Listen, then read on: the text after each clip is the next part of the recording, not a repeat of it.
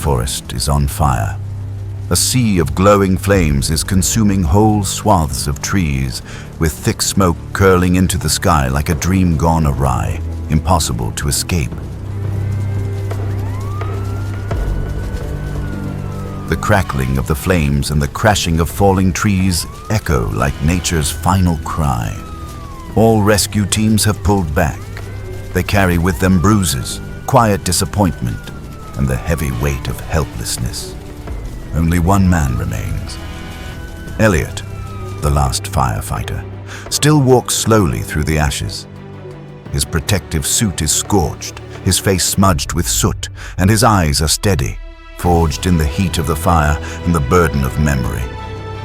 He didn't stay because of orders, nor for glory, but for something deeper, something that had bound his soul to this forest long ago.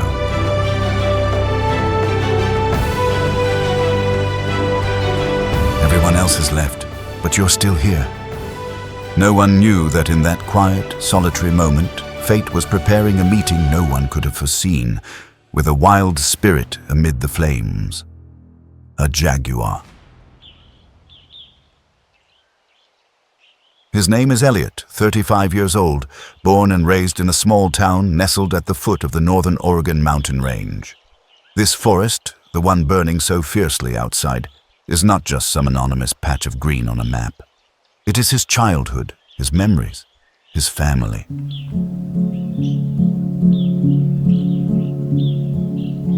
It's where he once rode his bike down rocky trails to pick wild berries with his mother, where his father taught him how to start a campfire and read the wind through the sway of leaves. It's where he first learned what fear felt like, lost during a mighty storm, and also where he first learned how to stay calm to find his way back. As he grew older, Eliot didn't choose the easier paths. He didn't go to college, didn't pursue tech or business. Instead, he joined the fire department. Not because he craved adventure and not to become a hero, but because deep down he knew. If the day ever came when flames reached this forest, he couldn't just stand by. And that day had come. The fire had started with a lightning strike deep in a valley that was hard to access by vehicle. In the first few days, Eliot's team thought they had it under control, but then the wind shifted, and everything, their strategy, their equipment, even their footing, was forced to give way. Eliot wasn't fearless. He knew the forest had the power to take as much as it had once given. But when his team pulled back from the line, something within him simply wouldn't let him go. Not because he believed he could save the entire forest, but because he couldn't bear the thought of it being left alone. Staying behind in a sea of fire wasn't a reckless act. To Eliot, it was a necessary goodbye. He moved from tree to scorched tree, sprinkling water over glowing embers, beating down wandering sparks with his hand tool, like trying to soothe the pain of an old friend nearing the end of a journey. Then, as he bent to pick up a half-burned scrap of map, a rotted branch suddenly gave way and scraped down his back. The pain was sharp but manageable, a slow burning wound, tender and aching. He forced himself up, stumbled a few steps, then collapsed beneath a charred tree, drained.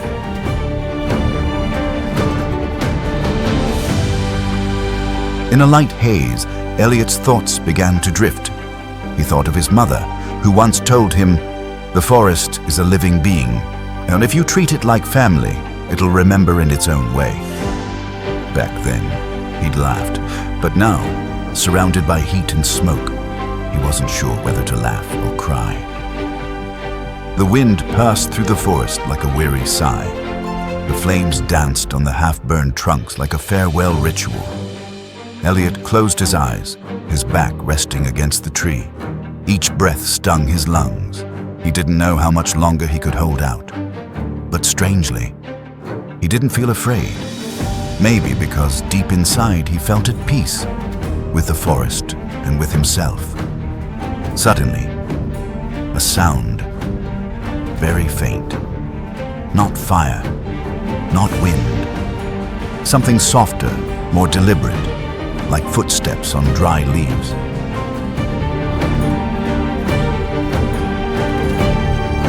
Eliot opened his eyes. Through the thick smoke in the distance, a pair of amber-yellow eyes stared back at him. Slowly, steadily, a figure stepped out of the haze. A jaguar. He tried to lift his arm, but his strength was gone. The jaguar didn't snarl, didn't pounce. It simply stood there. A faint scar traced from its ear down to its shoulder, a quiet reminder of some earlier struggle. The breeze swept through its fur like ripples on silk. Its gaze wasn't that of a predator, but of something or someone who had known pain. Eliot's breathing was ragged. Through the blur of exhaustion, a thought surfaced, so vivid it startled him. I've seen it before. Maybe it was when he was 15. That time, a young jaguar had gotten trapped in a hunter's net near the eastern creek. Eliot had snuck out and cut it free, letting it escape despite the scolding from his father that followed. "You can't save everything, Eliot," his father had said, "but if you can save just one, that's enough." And now, among the ashes, one of those one had returned.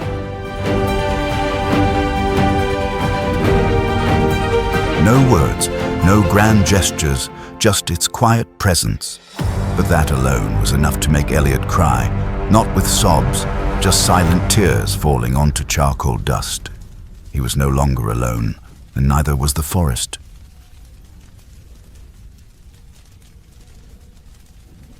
The ground beneath Eliot was a thick layer of ash, warm, uneven, laced with charred roots. His back pressed against the trunk of a scorched tree, smoke swirling around him like ghostly arms, squeezing the air thin. Every breath was a struggle between clarity and haze, between staying alert and drifting away. The burn on his shoulder throbbed, but Eliot could barely feel it anymore. Time in that moment no longer moved in seconds or minutes. It stretched into uncertain waiting. No radio, no signal, no voices from his team. Just him, the smoldering embers, and the wind howling through blackened trunks. And then, a sound. Not loud, not forceful, but unmistakably different. A rhythm, gentle, software breathing, intentional. Eliot cracked open his eyes, fingers tightening around the fire axe still resting on his lap. He couldn't stand, but his body reacted, sensing that something had shifted. His eyes burned from smoke, but through the thick haze, he saw it, a shadow gliding from the edge of the scorched trees. It didn't run, didn't growl. It moved, step by step, as if it knew Eliot was watching. Quiet, regal, in full control. A jaguar. Eliot's back stiffened. His heartbeat thundered in his ears. A part of him wanted to shout, to flee, but the rest, the part dulled by fatigue and long hours of silence, could only sit still, breathing shallowly, waiting for something he couldn't name. Their eyes met. One man, one wild being, through the smoke and ash. The jaguar looked at him, no blinking, no rush. In its amber gaze was something not of the forest, not hunger, not predatory instinct, but a silence, profound, almost human. A faint scar stretched from its cheek to shoulder, visible beneath its dark fur, and Eliot recognized it. There was no mistake. Over 15 years ago, a young jaguar had been caught in a trap near a creek. He had snuck out and cut it free, keeping it a secret from his father. And now, in front of him, stood that same spirit, returned in a form both powerful and composed.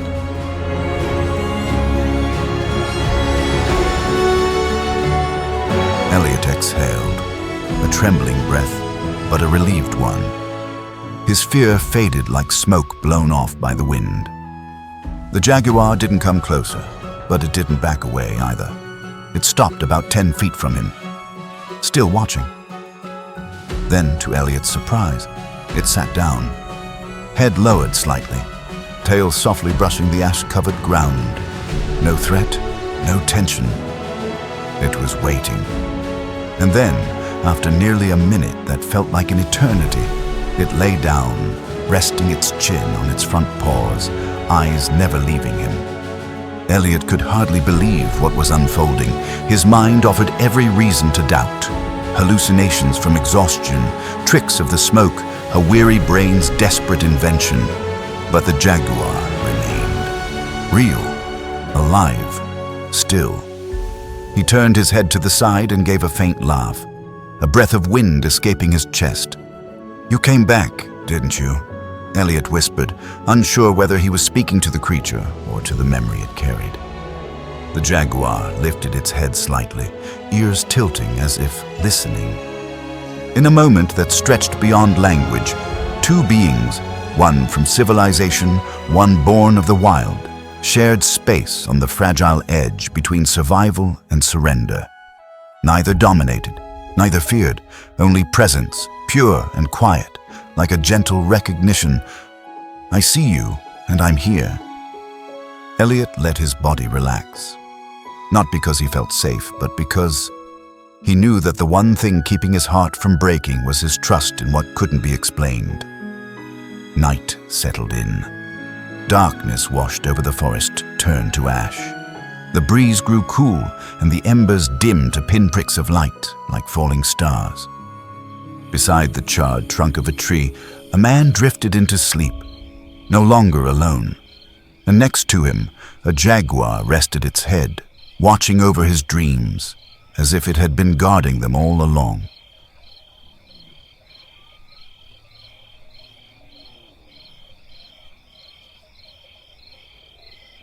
Three days. 3 days in a scorched forest. 3 days without voices, without signals, without any sign that tomorrow would come. For most people, that kind of time might feel like a final sentence. But for Eliot, it became something else entirely, a strange journey, suspended between the edge of collapse and the beginning of something new.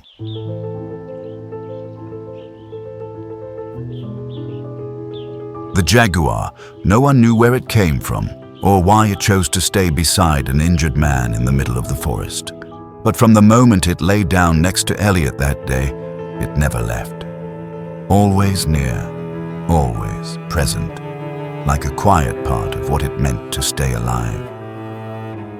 On the first day, Eliot awoke to a morning shrouded in ash and mist, cold seeping into the cracks of his calloused hands. Beside him, the jaguar still lay, its head resting on its front paws, eyes half open, alert and watchful.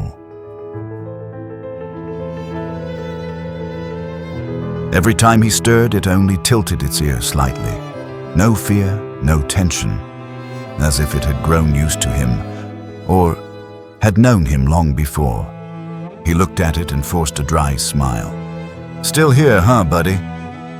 From then on, the name Buddy stuck. Simple. Familiar. Just vague enough to leave space.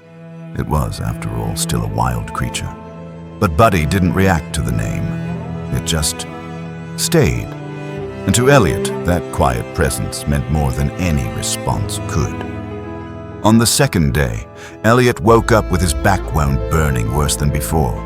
His strength was fading, his mouth parched, his body slowly empty of food and water.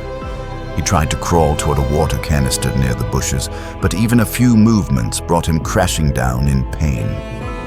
That's when Buddy stood, calmly walked toward the tree line. Eliot's blurred eyes could only make out its shape vanishing into the forest's shadow. He blacked out in a wave of panic, afraid the jaguar was gone for good. But by late afternoon, a soft rustle brought him back. He opened his eyes. Buddy had returned. In its mouth was a small rabbit, no longer moving. Buddy placed it near Eliot, not too close, then stepped back. No one had to teach it, no thanks were needed. It simply did what, through instinct or some distant memory, felt right. Eliot didn't have the strength to cook properly, but he was clear-headed enough to spark a tiny fire with the lighter still in his shirt pocket. He lightly roasted the meat, the scent of char mingling with the smell of ash. He ate slowly, leaving most of it for Buddy. But the jaguar didn't eat. It stayed back, watching, as if bringing the food wasn't for itself, but for him. That night, Eliot burned with fever. The pain stretched across his body, and rain began to fall. A late, fragile rain, too light to extinguish the fire, but enough to chill the air. He curled up, shivering uncontrollably. Buddy came closer, slowly, cautiously, and lay beside him. Its thick fur radiated a living warmth. Eliot couldn't react. He just closed his eyes and whispered with what little breath he had. "You remember I saved you, don't you?" Buddy lifted its head and gently licked his shoulder, right over the swelling wound. Its tongue was coarse, not soothing, but to Eliot, it was the gentlest touch he had ever known in this harsh wilderness. By morning, when he woke again, the sky was still gray, but the pain had dulled, partly from sleep, partly, perhaps, from the strange comfort of Buddy's presence.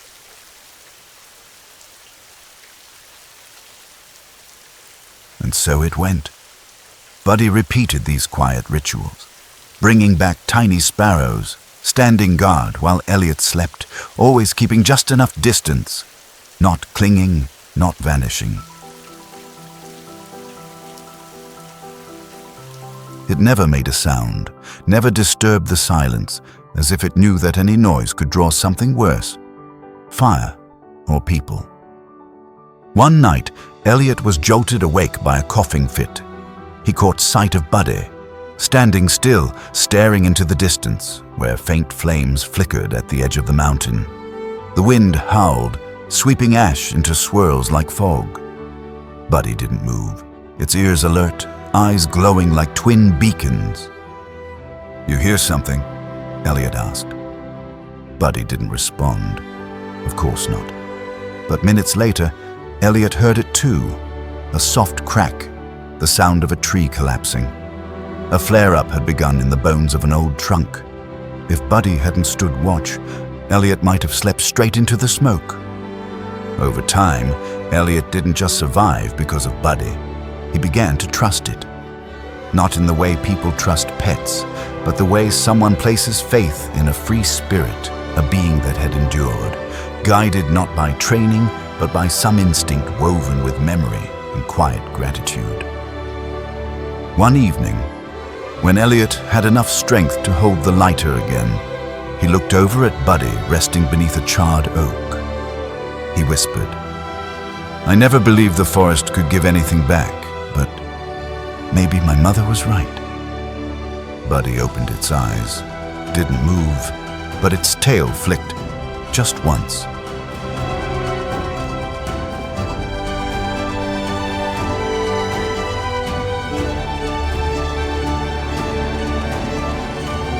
Eliot smiled, not because anything was funny, but because something deep inside had finally eased.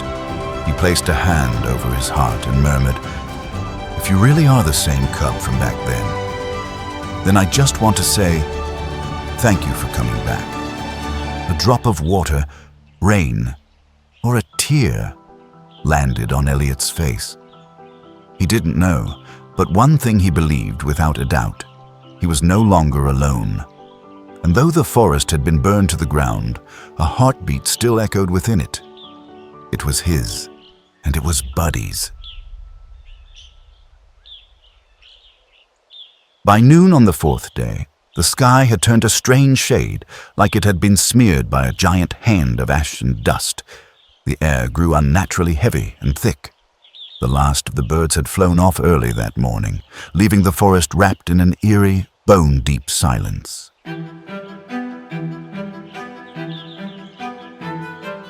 Eliot was leaning against a half-burned tree, Buddy lying a few steps away, head resting on its front paws, just like always.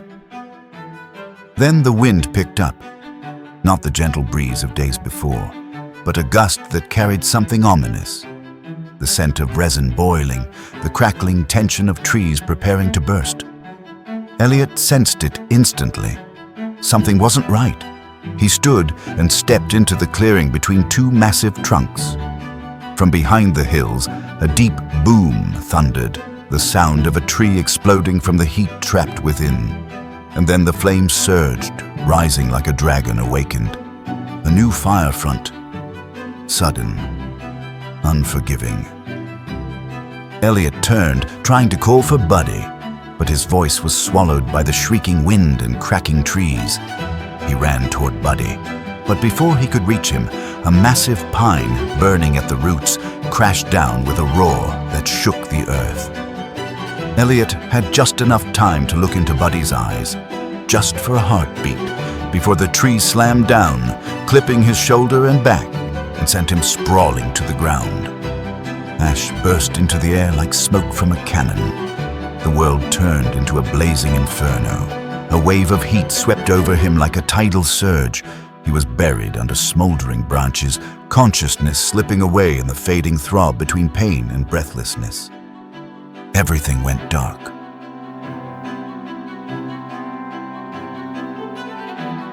A roar split the air, not fire, not human.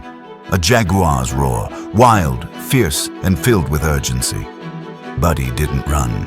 He charged out of the smoke, sprinting toward the mountainside, toward the old rescue team rendezvous point. Each step left little bursts of flame as his paws touched the scorched earth. But he didn't stop. Along the way, he roared again and again, loud, desperate, calling. On the ridge several miles away, the rescue team, believing their mission was over, were packing up their equipment when a strange sound crackled through the wind and radios. Someone turned, startled, as a jaguar came charging through the haze. Not attacking, not hiding, but running straight toward them. "Dear God, is it crazy?" one firefighter shouted. But the team leader, John, saw something else. He looked into the jaguar's eyes and suddenly understood. "It's calling us?" he murmured. There could be no other reason. No wild instinct would drive a jaguar toward people in the middle of a fire, unless it needed them to follow. Buddy stopped a few meters away, let out another powerful roar, then turned and ran. No one waited for more orders. "In the truck! Follow it!" John yelled. The rescue pickup roared to life, tearing across ash-covered roads, weaving through the burning forest. Buddy led the way like a ghost of the ancient woods. Swift, exact, unwavering, everyone knew. Lose sight of him, and they'd never find Eliot in this maze of ruin. At last, they reached the collapsed clearing. Buddy dashed to the debris, let out a final cry, part signal, part plea. His eyes reflected the flames and worry. It took minutes to remove the fallen tree. Eliot was pulled out, his body blackened by smoke, his back scraped and bruised, but his heart still beating. "He's alive! He's still alive!" someone shouted. Buddy stepped back, watching silently as Eliot was lifted onto the stretcher. As the rescue helicopter descended through the smoky sky, golden sunlight cut through the haze, casting a warm glow over the scene. Not of an ending, but of a return to life.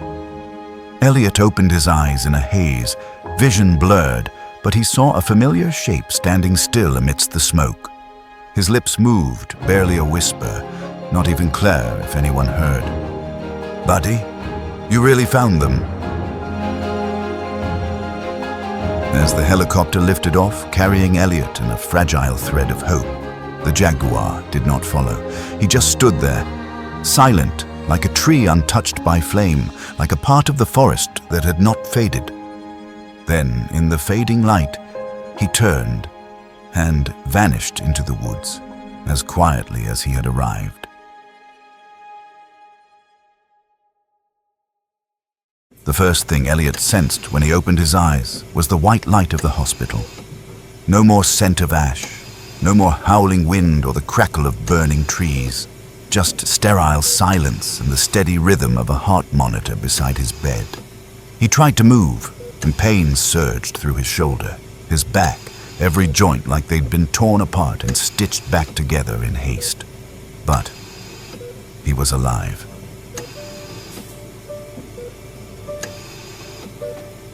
The nurses told him a jaguar had led the rescue team to him. Some laughed like it was just a strange tale. Others called it a miracle. But Eliot said nothing. He just looked out the hospital window toward the forest, where the fire still smoldered deep in the soil and in his heart. 2 months later, Eliot returned to the forest, no longer as a firefighter, at least not for now. The physical scars remained, but deeper still were the invisible ones. The memory of those days on the edge and of the creature that never left his side.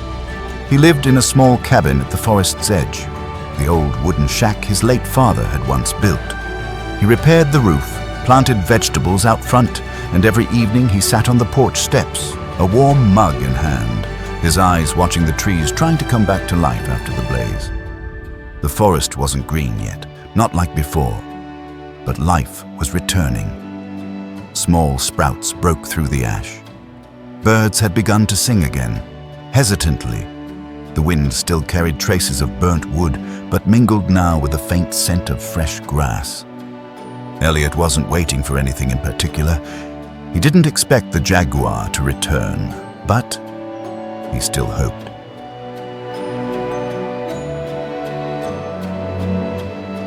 That evening, the sun began to set, casting a golden wash across the distant hillside. Eliot rested his arms on his knees, his eyes following a narrow trail that led north, the same path he and Buddy had once taken. And then he saw it. At the top of the hill, among the scorched pines, a jaguar stood, still alone yet unmistakably there, as vivid as the sunlit haze glowing around it. Buddy didn't move closer. He simply stood, his form backlit by the fading light, the wind gently ruffling the fur along his spine. Their eyes met across the stretch of forest. Eliot smiled, not with surprise, not with tears, just a quiet smile of gratitude, light like ash carried away by the breeze. Buddy stayed for a while, as if waiting for Eliot to say something, but no words were needed. Everything had already been understood.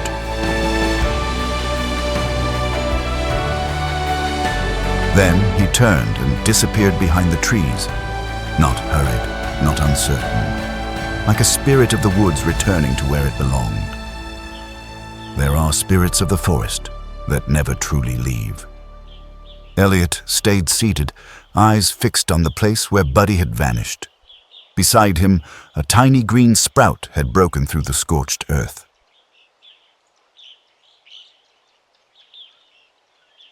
Some stories don't need dialogue to leave people speechless.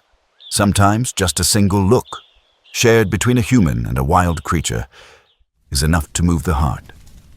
The story of Eliot and the jaguar, Buddy, is not just about survival in the midst of fire. It's a deeply touching reminder of the profound connection between humans and nature, a bond that transcends language, species, or instinct. When the forest caught fire, Eliot stayed behind, and in the heart of the blaze, amid the ashes and flames, a spirit of the wild chose to stay with him. The use of animal personification, a jaguar that doesn't flee, doesn't harm, but watches over and saves, touches something primal in all of us who love nature. Especially for American audiences, where wildlife is seen not just as living beings, but as enduring symbols of freedom and loyalty. By blending a noble profession, a firefighter, the quiet hero, with a natural disaster, a wildfire, an increasingly real and painful crisis, the story forms a powerful triangle that resonates deeply. Tragedy, humanity, hope. This is the kind of story that makes people pause as they scroll past a sea of videos, turn the sound on, and watch to the end, before leaving a simple but compelling comment like, "Have you ever met a wild animal that was kind?" And that's when it begins. Real stories, Heartfelt memories and quiet hopes start filling the comments. Stories of people, animals, and moments that keep them believing in the goodness of the world. That's when the video becomes more than a video.